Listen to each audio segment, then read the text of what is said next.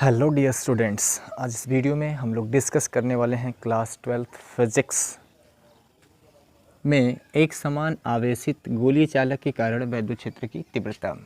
इसके अंतर्गत हम लोग ये जानेंगे कि यदि चार्ज पार्टिकल्स को किसी भी कंडक्टर्स को यदि हम चार्ज एक्सेस चार्ज प्रोवाइड करें तो वो चार्ज उसके अंदर ना रह के उसके बाहर सरफेस पे फैल जाता है। तो इसमें 3 केसेज आपको पढ़ने हैं जब चार्ज आप किसी कंडक्टर को सप्लाई करेंगे। तो फर्स्ट ऑफ ऑल पहली केस होगी जब हम चालक को चार्ज सप्लाई करेंगे, वो चार्ज चालक के सरफेस पे कहीं बाहर किसी बिंदु पर होगा, सरफेस पे ना होके कहीं सरफेस के बाह्य पृष्ठ पर होगा। उसके लिए मैं गॉसियन सरफेस एक ड्रा करूँगा।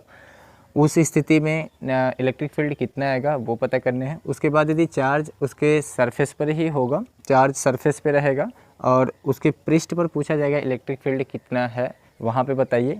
उसके बाद पूछा जाएगा कि जो मेरे पास कंडक्टर्स होगा उस कंडक्टर के भीतर यदि मेरे पास पूछा जाए कि उसके अंदर कितना इलेक्ट्रिक फील्ड आएगा तो वहाँ पे इलेक्ट्रिक फील्ड फाइंड आउट करेंगे। तो इन 3 केसेस में हम इलेक्ट्रिक फील्ड फाइंड आउट करेंगे। तो सबसे पहले इसमें एक बात आपको समझना बेहद ज़रूरी होगा कि जब आप यूनिफॉर्म इलेक्ट्रिक फील्ड होगी आपके पास या एक समान आवेशित गोली चालक होगा, उसमें आप किसी भी कंडक्टर्स को, किसी भी चालक को यदि एंट्री कराते हैं तो जब आप उसे चार्ज सप्लाई करेंगे तो वो चार्ज क्यों उसके सरफेस पर चला जाता है, उसके अंदर क्यों नहीं रहता है। तो इसके लिए आप एक नोट लिखिए, फिर मैं इस चीज़ को समझाता। फिर इसमें जो 3 स्थितियाँ हैं वो तीनों मैं आपसे आज डिस्कस करता हूँ।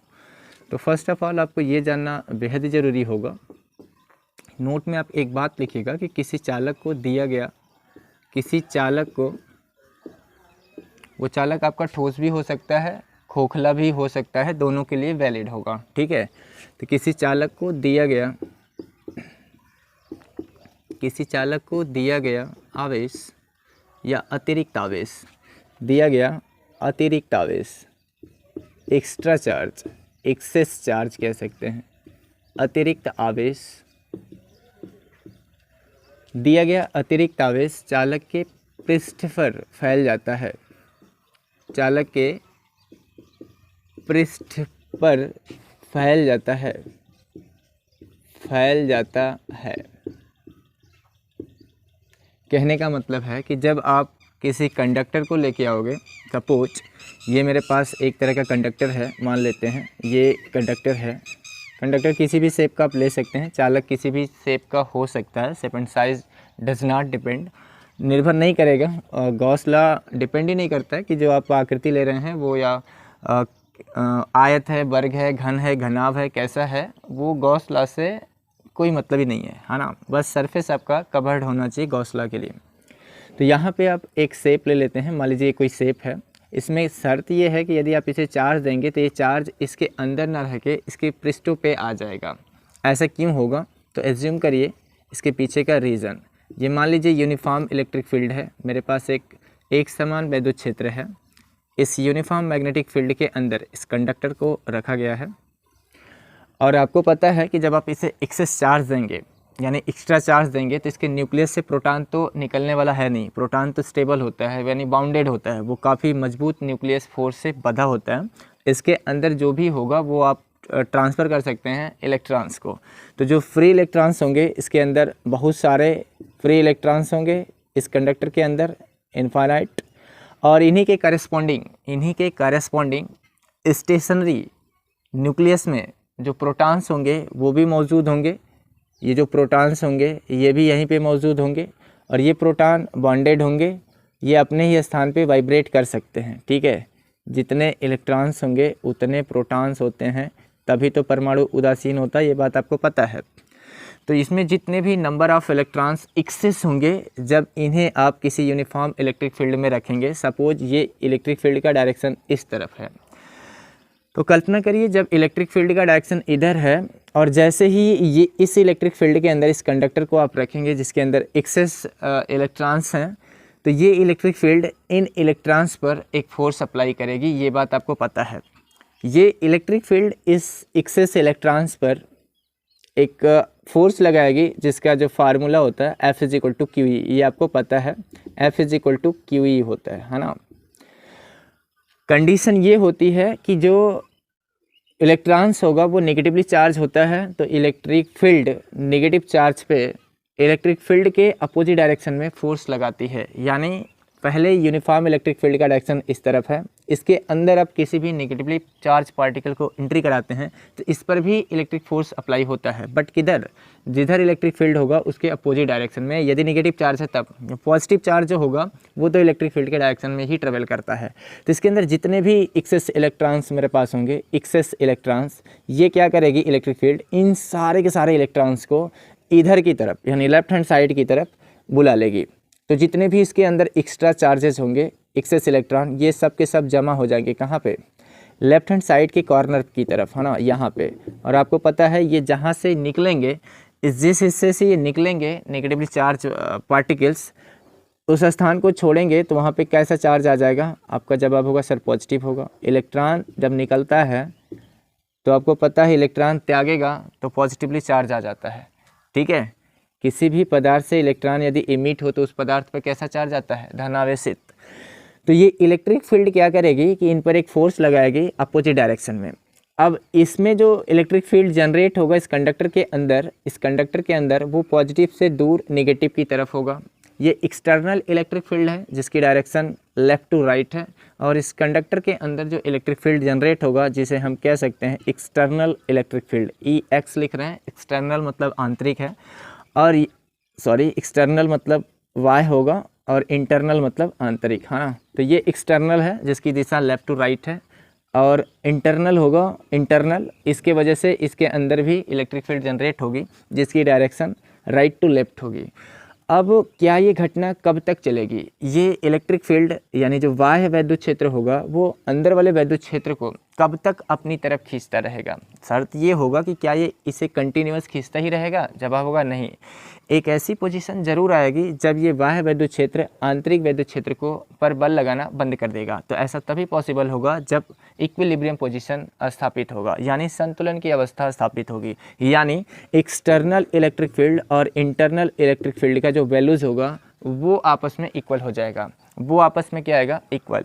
यानी जितने भी इसके अंदर पॉजिटिव चार्ज होंगे और जितने भी नेगेटिव चार्ज होंगे, इन सब में जितनी भी इलेक्ट्रिक फील्ड यहाँ पे आएगी और जितनी एक्सटर्नल इलेक्ट्रिक फील्ड आएगी, इन दोनों का जो रिजल्टेंट इलेक्ट्रिक फील्ड आएगा, यदि उसका वैल्यू 0 आ जाएगा तब के केस में ये सारे के सारे चार्ज इसके अंदर जो हैं वो फिनिश हो जाएंगे, वैनिश हो जाएंगे, गायब हो जाएंगे, और ये सारे के सारे चार्ज उसके अंदर नहीं रहेंगे। ये सारे के सारे चार्ज फिनिश हो जाएंगे, ठीक है, अंदर नहीं रह सकते, ये सरफेस पर उसके जा सकते हैं, है ना। तो इसके पीछे का रीज़न क्या था वो मैंने बताया कि यदि किसी कंडक्टर्स को आप एक्स्ट्रा चार्जेस देते हैं तो उसके अंदर चार्ज स्टोर क्यों नहीं होता, उसके पीछे का यही लॉजिक होता है। आप कोई भी शेप का, आकृति या आकार का वस्तु आप ले सकते हैं। फॉर एग्जांपल के लिए यदि मैंने यहाँ पे आयताकार शेप लिया था, आप सर्कुलर शेप भी ले सकते हैं, आप गोला भी ले सकते हैं। यदि ये गोला है, इसको आप एक्स्ट्रा चार्ज देते हैं इसके सरफेस में, इसके पृष्ठ पर आप एक्सेस चार्ज देंगे तो कहानी वही वाली है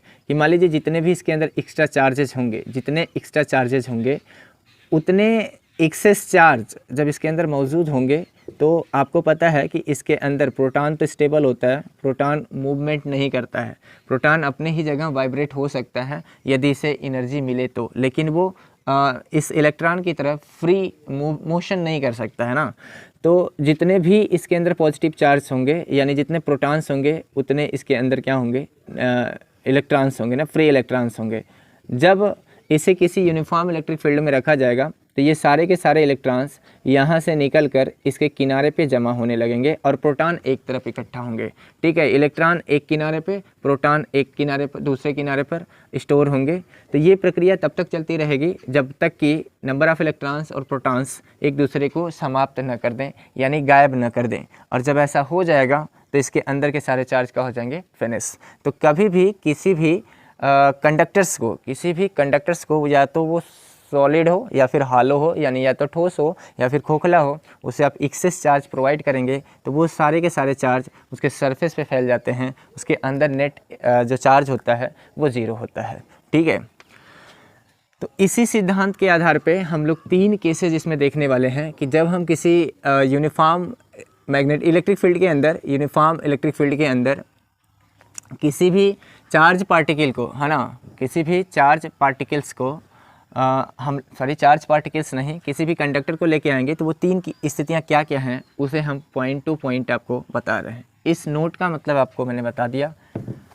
अब आगे इसमें बात करते हैं कि हम जो आवेशित चालक के कारण विद्युत क्षेत्र की तीव्रता निकालेंगे वो पहले कहाँ निकालेंगे। तो पॉइंट नंबर 1 होगा बाह्य बिंदु पर। कहाँ पे? बाह्य बिंदु पर, एट एक्सटर्नल पॉइंट।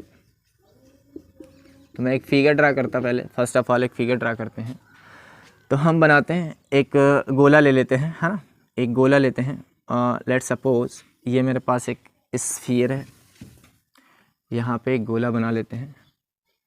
देखो भाई, ये मेरे पास एक स्फीयर है, अरे बन जा यार, चलो जी, मान लेते हैं ये मेरे पास एक क्या है, गोला है, जिसकी रेडियस एज्यूम कर लेते हैं कैपिटल R,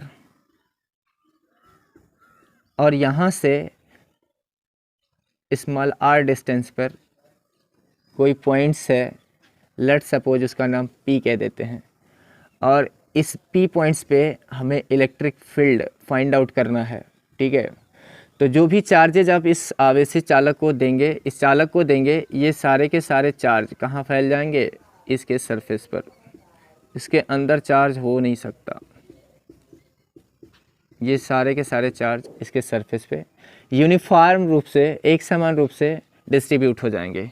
तो गॉस लॉ अभी वैलिड नहीं होगा, गॉस लॉ इनवैलिड है, क्योंकि गॉस लॉ बोलता है कि उसके लिए एक सिलेक्शन करिए एक गॉसियन सरफेस का, क्योंकि ये सारे के सारे चार्ज बाउंडेड नहीं है, ओपन है, खुले हैं। तो गॉस लॉ के लिए चाहता है आकृति बंद होगी, तभी हम इन सारे चार्ज की वजह से इस P पॉइंट्स पे पता कर सकते हैं कि कितना इलेक्ट्रिक फील्ड आएगा। तो क्या करेंगे, इसके लिए हम एक गोलीय गॉसियन पृष्ठ खींच रहे हैं। ये मेरे पास एक गोलीय गॉसियन पृष्ठ होगा, और इस गोलीय गॉसियन पृष्ठ की भी का भी जो सेंटर होगा वो O ही होगा, है ना। ये मेरा है गोलीय गॉसियन पृष्ठ।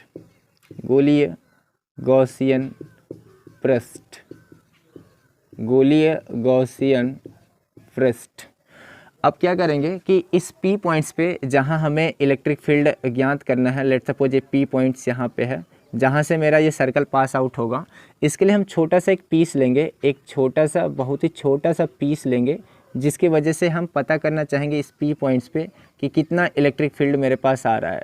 एक छोटे से पीस की वजह से हम इलेक्ट्रिक फील्ड फाइंड आउट करना चाहेंगे। यदि हम इस छोटे से पीस की वजह से इतने जगह पे इस P पॉइंट से पास होने वाले इस सर्कल से यदि पता कर पाएंगे कि कितना इलेक्ट्रिक फील्ड है, तो हम इस पूरे पार्ट से यदि पता करना चाहेंगे कि कितना इलेक्ट्रिक फील्ड पास आउट होगा, उसके लिए मुझे टोटल पार्ट का इंटीग्रेशन करना पड़ेगा। तो वो करके हम निकाल लेंगे। पहले हम पता करेंगे कि ये जो मेरे पास P पॉइंट्स है, यहाँ जो मेरे पास P पॉइंट्स है, और इस छोटा सा मैंने पीस लिया है, इस छोटे से पीस की वजह से कितना इलेक्ट्रिक फील्ड आएगा वो पता करेंगे। तो इस P पॉइंट्स को यहीं पे बना लेते हैं। और आपको पता है कि यदि पॉजिटिव चार्ज है तो पॉजिटिव चार्ज की वजह से इस P पॉइंट्स पे जो इलेक्ट्रिक फील्ड का डायरेक्शन होगा वो धनावेश से दूर होता है। तो ये होगा इलेक्ट्रिक फील्ड का डायरेक्शन लाइक दिस, इधर की तरफ। और ये जो मैंने एरिया लिया है ये काफ़ी छोटी सी लिया है, इसको DA कह सकते हैं, है ना, छोटी सी एरिया है DA मतलब थोड़ा सा क्षेत्रफल है। और एरिया वेक्टर हम आपसे पूछेंगे तो ये आपका स्फीयर है, स्फीयर के किसी भी पार्ट्स पे आप एरिया वेक्टर ड्रा करेंगे तो एरिया वेक्टर पृष्ठ के लंबवत बाहर की तरफ होता है। तो यहाँ पे यदि बात करें तो जो DA होगा, DA का मतलब क्षेत्रफल सदिश, उसकी भी दिशा E की ही डायरेक्शन में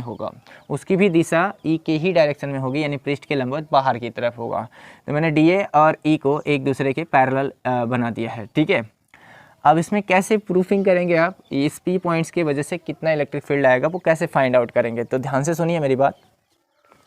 आपको इस P पॉइंट्स पे इलेक्ट्रिक फील्ड निकालने के लिए सबसे पहले आपको ज़रूरत पड़ेगी कि कितना इस छोटे से पीस यानी DA एरिया से कितना फ्लक्स पास आउट हो रहा है। तो फर्स्ट ऑफ ऑल आप इस छोटे से पीस की वजह से फ्लक्स निकालेंगे, यानी गॉस का लॉ यहाँ पे जब अप्लाई करेंगे तो आप लिखेंगे फाई, आप क्या लिखेंगे, phi E is equal to integration of total integration of E dot DA को आप ब्रेक करेंगे, तो E डॉट DA कितना आएगा, ई इंटू डी ए इंटू का सब थीटा, ई डॉट डी ए, यहाँ क्या लिखा है डाट है, डाट, डाट मतलब स्केलर, डाट मतलब स्केलर, ई डॉट डी ए को ब्रेक करेंगे तो ई डी ए का सब थीटा, यहाँ पर थीटा पूछा जाएगा तो आपका जवाब होगा थीटा 0 डिग्री होगा। क्यों? क्योंकि जिधर एरिया वेक्टर है उसी तरफ इलेक्ट्रिक फील्ड का डायरेक्शन भी है, जिधर एरिया वेक्टर है उधर ही इलेक्ट्रिक फील्ड का डायरेक्शन है, तो दोनों एक ही तरफ हैं तो इनके बीच एंगल नहीं बनेगा, तो एंगल 0 लिया जाएगा। फिर ई आपका यूनिफॉर्म होगा क्योंकि पृष्ठ के किसी भी पार्ट्स पर, पृष्ठ के किसी भी पार्ट पर, ये सिमेट्री है ना, यहाँ से किसी भी पृष्ठ पे आप खींचेंगे तो रेडियस तो एक ही सर्कल की इक्वल होती है। यदि रेडियस इक्वल होगी तो हर जगह यूनिफॉर्म चार्ज डिस्ट्रीब्यूट है, जिसकी वजह से इलेक्ट्रिक फील्ड का डायरेक्शन हर एक पृष्ठ पर, पृष्ठ के लंबवत बाहर की तरफ होगा और वो यूनिफॉर्म होगा, एक समान ही होगा, ऐसा नहीं कि कहीं कम कहीं ज़्यादा होगा, क्योंकि मैंने जो शेप लिया है यहाँ पे, गोला जो लिया है वो यूनिफॉर्म रेडियस का है। ठीक है, तो इस वजह से ई को हम क्या करेंगे, इंटीग्रेशन से बाहर निकालेंगे, कास्ट 0 अंश का मान 1 हो जाएगा। डी ए का इंटीग्रेशन करेंगे तो छोटे छोटे डी ए को इकट्ठा करेंगे तो एक बार जो पूरी आकृति आएगी वो गोले का पृष्ठीय क्षेत्रफल आ जाएगा। तो डी ए गोले का पृष्ठीय क्षेत्रफल बन जाएगा जो कि 4 पाई आर स्क्वायर होता है, और 4 पाई आर स्क्वायर और ई आपका ऑलरेडी बाहर रहेगा तो वहाँ से ई आसानी से आप निकाल सकते हैं। और क्यू बराबर होता है 5/ε0 है ना, क्यू इज इक्वल टू होता है क्यू इन अपान ε0, तो क्यू अपान ε0 और ई का वैल्यू आ जाएगा E into 4 pi R square, आसानी से ई का वैल्यू आ जाएगा 1/4 pi ε0 Q by R square. तो इसको कैसे प्रूव करेंगे, प्रूव करने का तरीका तो मैंने बता दिया, अब इसे लिखेंगे कैसे, तो मैं यहाँ बोर्ड पर उसे लिख रहा हूँ। जो बातें इसमें लिखना है आपको, मानने वाली बात, वो माना वाली बात मैं यहाँ पे रख रहा हूँ, लिख रहा हूँ। उसके बाद मैं इसे फटाक से इंटीग्रेट करके इसका जो फार्मूला आएगा उसे आपको शो कराता हूँ। तो लिखते हैं, माना इस केस में यहाँ पे आप दिखा भी लीजिएगा जो हेडिंग आपने बनाया है, इस केस में जो स्मॉल आर है वो ग्रेटर देन कैपिटल आर है। इस बात का मतलब बाह्य बिंदु वाली त्रिज्या जो आंतरिक बिंदु पर स्फीयर बना है उसकी कंपेयर में, उसकी तुलना में बड़ी है। माना स्मॉल आर त्रिज्या का सॉरी कैपिटल आर है, माना कैपिटल आर त्रिज्या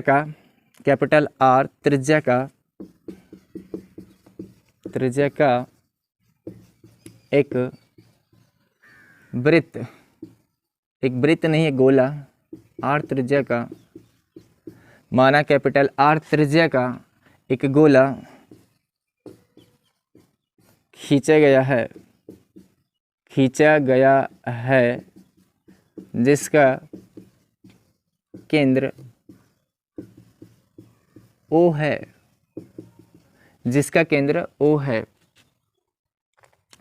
गोले के केंद्र O से स्मॉल आर दूरी पर, चित्र में देख के जो भी चीज़ें आपको समझ में आए वो आप लिख सकते हैं। गोले के केंद्र से स्मॉल आर दूरी पर कोई बिंदु P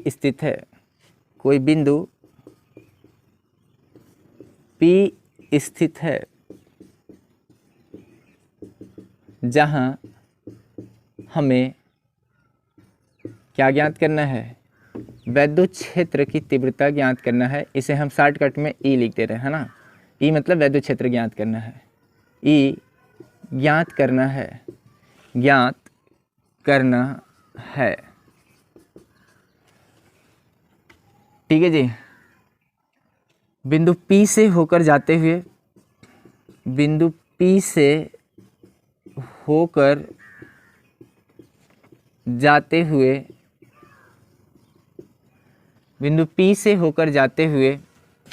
एक गोलीय गॉसियन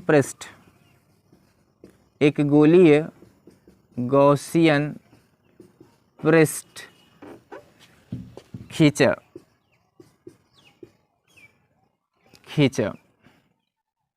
ठीक है, जिस पर मैंने एक सूक्ष्म क्षेत्रफल अवयव dA लिया है। तो इस चीज़ को मैं ऊपर लिख रहा हूँ, इस बात को मैं ऊपर लिख रहा हूँ ताकि आपको दिखाई दे। खींचा जिस पर एक सूक्ष्म क्षेत्रफल अवयव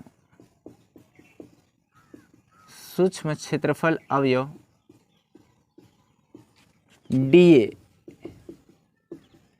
लिया, जिसकी दिशा पृष्ठ के लंबवत बाहर की ओर है,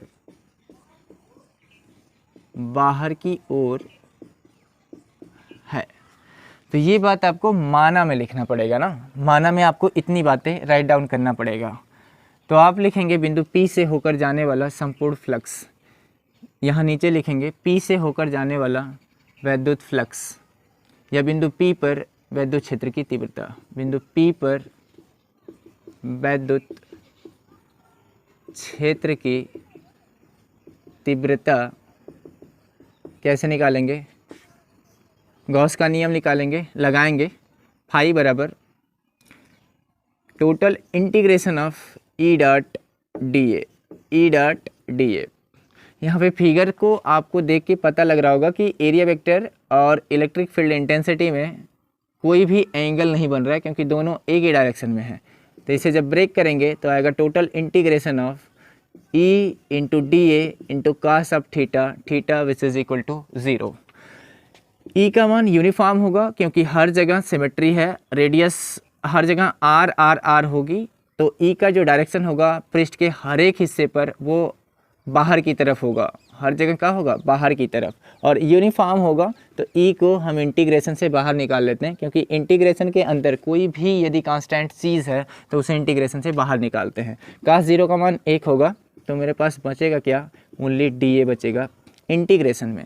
डी ए छोटे से पीस को इकट्ठा करेंगे तो पृष्ठीय क्षेत्रफल आ जाएगा गोले का, क्योंकि संपूर्ण भाग का डी ए जमा करेंगे तो संपूर्ण वृत्तीय भाग का पृष्ठीय क्षेत्रफल आ जाएगा। ठीक है, तो यहाँ से डी ए को ब्रेक करेंगे तो आएगा 4 पाई, और इसकी रेडियस है स्मॉल आर, तो आ जाएगा स्मॉल आर स्क्वायर। चूँकि फाई इज इक्वल टू होता है Q upon epsilon 0 according to Gauss law, तो Q अपान एप्सिलॉन 0 फाई के प्लेस पर रखेंगे is equal to E into 4 pi small R square. हमें क्या निकालना है, हमारी हेडिंग थी इलेक्ट्रिक फील्ड इंटेंसिटी निकालना था, यानी ई निकालना था। तो ई इज इक्वल टू आ जाएगा 1/4 pi epsilon nought, 1/4 pi epsilon nought 1/4 pi epsilon nought Q by R square into Q by R square. ये आ गया वैद्युत क्षेत्र की तीव्रता। एक समान रूप से आवेशित गोली चालक के कारण वैद्युत क्षेत्र की तीव्रता बाह्य बिंदु पर। ठीक है, E बराबर 1/4 pi epsilon 0 Q by R square. इस फार्मूले को देख के आपको ऐसा नहीं लग रहा है कि ये सारा का सारा जो चार्जेज मेरे पास इलेक्ट्रिक फील्ड आया है, क्या आपने इसे कहीं और नहीं पढ़ा है? बिंदु आवेश के कारण वैद्युत क्षेत्र की तीव्रता आपने पढ़ा था कूलम्ब्स लॉ में, जहाँ पे फार्मूला यही आया था, is equal to 1/4 pi epsilon 0 into Q by R square. तो इस फार्मूले को देख के ठीक ऐसा लग रहा है जैसे कि सारे के सारे जो चार्ज हैं वो कहाँ स्टोर हैं, इसके सेंटर पे। ये फार्मूला मुझे ऐसा एज्यूम करा रहा है कि ऐसा फीलिंग्स आ रही है कि ये जो सारे के सारे चार्ज हैं जो इसके सरफेस पर हैं वो सरफेस पे ना होके बल्कि इसके केंद्र पर स्थित हैं, ऐसा लग रहा है। ठीक है, तो ऐसे नीचे लिख सकते हैं, इस बात का मतलब नीचे आप लिख सकते हैं। फिगर में रहने देता क्योंकि मुझे अभी ज़रूरत होगी चीज़ों को समझाने के लिए, तो फिगर में इरेज नहीं करता। नीचे लिखिएगा ठीक ऐसा व्यवहार करता है, ठीक ऐसा व्यवहार करता है, ठीक ऐसा व्यवहार करता है जैसे संपूर्ण आवेश कहाँ हो, गोले के केंद्र पर हो, गोले के केंद्र पर हो। ठीक है जी, गोले के केंद्र पर हो। अब इसकी सहायता से एक फार्मूला हम और इसी में डिराइव करेंगे, क्योंकि हमें पता है कि इसके सरफेस पे कितना चार्ज है। चूँकि ये 3D फिगर्स है, आपको भी पता है, तो यहाँ पे हम ये जानेंगे कि इसके वॉल्यूम में यानी इसके आयतन में ये जो गोली गॉसियन पृष्ठ होगा उसमें कितना चार्ज स्टोर होगा। ठीक है जी, देख ध्यान से भैया। तो इसके पृष्ठीय क्षेत्रफल निकालते हैं, इसका पृष्ठीय क्षेत्रफल, क्योंकि चार्ज इसके अंदर तो स्टोर नहीं है। यदि अंदर होता तो हम उसका वॉल्यूम निकालते हैं, लेकिन ये अंदर है नहीं, ये इसके सरफेस पर है। तो सरफेस पर यदि है, इसके पृष्ठ सरफेस पर है, ये 2D बना है ना। यदि बिंदु आवेश होता था, बिंदु आवेश होगा तो उसकी वजह से मैंने बताया भी था तुझे कि भाई जो गॉसियन सरफेस खींचेगा तू, उसके लिए गॉसियन सरफेस पॉइंट चार्ज की वजह से गॉसियन सरफेस गोलाकार लेते हैं। कैसा लेते हैं? गोलाकार। लेकिन यदि चार्ज रेखीय हो, चार्ज लंबाई पे डिस्ट्रीब्यूट हो यूनिफॉर्म रूप से, तो उस केस में सिलेंड्रिकल शेप लेते थे ना, गॉसियन सरफेस कैसा लेते थे, बेलनाकार लेते थे। तो इसके नीचे एक फार्मूला हम निकालेंगे कि आखिर इस पर कितना चार्ज डिस्ट्रीब्यूट है, यानी हम इसका सिग्मा निकालेंगे, ठीक है। तो हमें पता है सिग्मा इज इक्वल टू होता है Q by A, sigma is equal to होता है क्यू बाई ए, यानी सिग्मा क्या होता था, आपने 3 तरह के चार्ज डिस्ट्रीब्यूशन पढ़ा था, रेखीय आवेश घनत्व, पृष्ठीय आवेश घनत्व और आयतन आवेश घनत्व। जो पृष्ठ पर इसके चार्ज डिस्ट्रीब्यूट है, इसलिए हम पृष्ठीय आवेश घनत्व निकाल रहे हैं, सिग्मा निकाल रहे हैं। तो मुझे चाहेगा क्यू को यहाँ से हटाना है और सिग्मा लेके आना है, तो एरिया को मैं ब्रेक करूँगा यहाँ से, तो 4 पाई इस वाले गोले का जो रेडियस है, यहाँ पे जो ये वाला गोला होगा, इस गोले की जो रेडियस होगी मेरे पास, छोटे वाले गोले की, क्योंकि इसी पर हमें पता करना कितना चार्ज डिस्ट्रीब्यूट है, तो छोटे वाले गोले की रेडियस मेरे पास कैपिटल आ रहा है, यहाँ रखेंगे 4 पाई कैपिटल आर स्क्वायर। मुझे क्यू को यहाँ से हटाना है, तो क्यू इज इक्वल टू आ जाएगा sigma into 4 pi capital R square, 4 pi capital R square. इस क्यू का मान उठा के इस दिए गए इक्वेशन में पुटअप करेंगे, तो मेरे पास एक नया फार्मूला जनरेट होगा, और वो क्या होगा देख लेते हैं। तो E इज इक्वल टू आएगा 1/4 pi epsilon naught into Q के प्लेस पर हम रखेंगे सिग्मा इंटू के 4 pi sigma into 4 pi capital R square upon small R square. You know that 4 pi से 4 पाई कैंसल आउट हो जाएगा, E इज इक्वल टू मेरे पास आएगा, E इज इक्वल टू आएगा sigma upon epsilon naught into capital R बटा के small R का whole square, capital R upon small R का होल स्क्वायर। तो ये फार्मूला भी हम अप्लाई कर सकते हैं कब, जब मुझे क्वेश्चंस में पृष्ठीय आवेश घनत्व दिया रहेगा और दोनों गोलों की रेडियस ऑलरेडी सवाल में गिवन रहेगा, तो हमसे इलेक्ट्रिक फील्ड इंटेंसिटी पूछेगा, तब के केस में हम ये फार्मूला अप्लाई करेंगे। यदि हमें सवाल में पृष्ठीय आवेश घनत्व गिवन नहीं है और मेरे पास केवल और केवल जो गोली गॉसियन पृष्ठ है उसकी रेडियस पता है और मुझे चार्ज कितना इस पर डिस्ट्रीब्यूट है उसका वैल्यू पता है, तब के केस में यदि इलेक्ट्रिक फील्ड इंटेंसिटी मुझसे पूछा जाएगा तो ये फार्मूला हम अप्लाई करेंगे, ठीक है। तो ये था पहले केस जब चार्ज इसके सरफेस पर इसके बाहर, चार्ज तो पृष्ठीय क्षेत्रफल पर ही था, लेकिन मुझे जो इलेक्ट्रिक फील्ड इंटेंसिटी निकालना था किसी बाह्य बिंदु पर निकालना था। दूसरी केसेज होगी कि जब हमें इलेक्ट्रिक फील्ड निकालना है, इलेक्ट्रिक फील्ड इंटेंसिटी ही निकालना है, लेकिन वो पॉइंट कहाँ पे निकालना है, गोले के पृष्ठ पर ही निकालना है। तो दूसरा लिखेंगे पॉइंट नंबर 2 लिखेंगे। अब हमें कहाँ निकालना है, अब हमें जो आवेश निकालना है, इलेक्ट्रिक फील्ड इंटेंसिटी निकालना है, वो गोले के पृष्ठ पर या सतह पर निकालना है। तो दूसरा लिखते हैं गोले के सतह पर। तो गोले के सतह पर निकालने के लिए उस केस में आपको पता है कि स्मॉल आर और कैपिटल आर दोनों क्या हो जाएंगे, बराबर। तो फार्मूले में कोई चेंजेस नहीं आएगा, फार्मूला जस्ट का तस ही रहेगा। और यदि आपका मन करे तो आप यहाँ पे फार्मूले में ऐसे भी लिख सकते हैं 1/4 pi epsilon naught Q by small R के स्थान पे कैपिटल आर का स्क्वायर कर सकते हैं, और यहाँ पे सिग्मा अपॉन एप्सिलॉन नॉट लिखेंगे, और capital R small R equal है तो दोनों कैंसल आउट हो जाएंगे। तब के केस में फार्मूला ये भी आ सकता है सिग्मा अपॉन एप्सिलॉन नॉट। ये फार्मूला कब यूज करेंगे आप, ये फार्मूला तब इस्तेमाल करेंगे जब जहाँ पे इलेक्ट्रिक फील्ड निकालना है वो पॉइंट गोले के पृष्ठ पर हो तब। तीसरी केस देखते हैं, जब इसके अंदर कहेगा, आवेशित गोले के अंदर इलेक्ट्रिक फील्ड मांगेगा, तब क्या घटना घटेगी। तो देखो उसके लिए मुझे नया फिगर्स ड्रा करना पड़ेगा, तो बनाते हैं। तीसरा केस लिखेंगे, आवेशित गोले के अंदर, या फिर सीधे लिख सकते हैं गोले के अंदर आंतरिक बिंदु पर, गोले के आंतरिक बिंदु पर,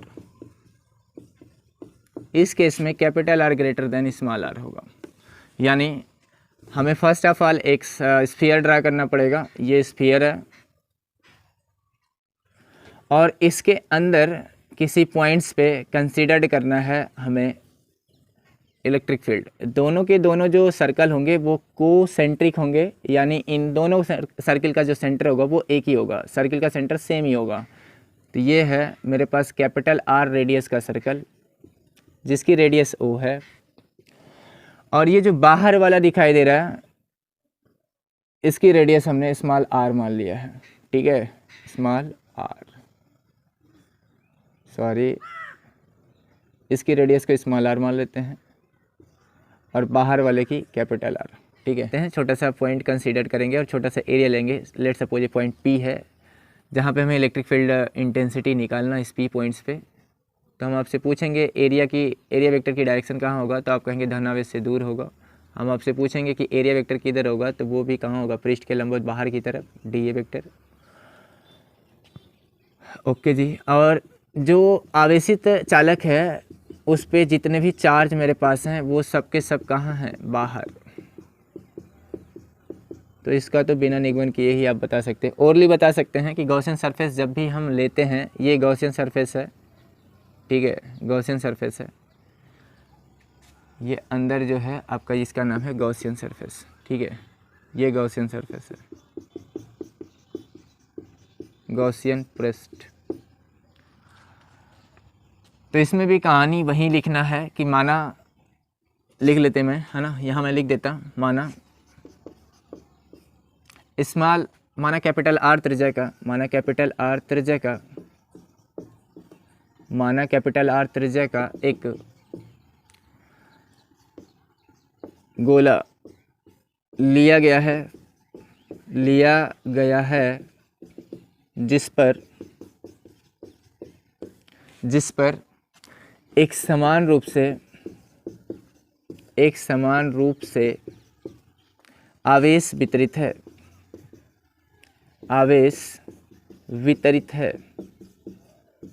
एक समान रूप से आवेश वितरित है। गोले के केंद्र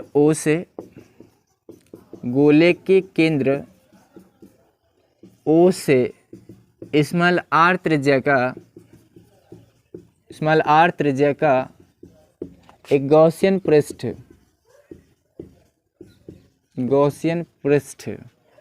खींचा गया है जो P से होकर जाता है, जो कहाँ से होकर जा रहा है, P से, दिखाई दे रहा होगा, P से होकर जाता है। क्षेत्रफल सदिश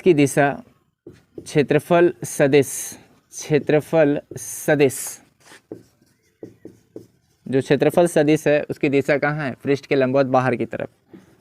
सदिश की दिशा पृष्ठ के लंबवत बाहर की ओर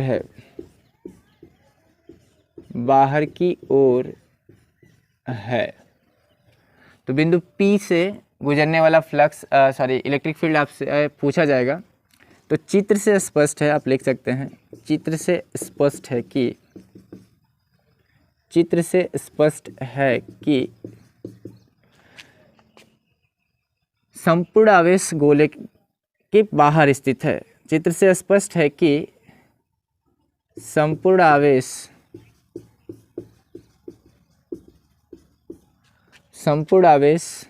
गॉसियन पृष्ठ के बाहर है, गॉसियन पृष्ठ के बाहर है। और यदि गॉसियन पृष्ठ के बाहर है तो इस गॉसियन सरफेस से गुजरने वाला फ्लक्स क्या आएगा, ज़ीरो। अतः यहाँ से हम फ्लक्स निकालेंगे तो फाई इज इक्वल टू होगा Q अपान एप्सिलॉन 0। Q का एक भी इस गॉसियन सरफेस से चार्ज पास आउट नहीं हो रहा, तो Q का वैल्यू 0 रखेंगे, upon epsilon naught is equal to phi का वैल्यू आ गया 0। यदि फाई 0 आ गया तो हम इस पार्ट से पता करेंगे कितना फ्लक्स निकल रहा है। उसके लिए मैं ऊपर इंटीग्रेशन कर देता, इन चीज़ों को मिटा देता।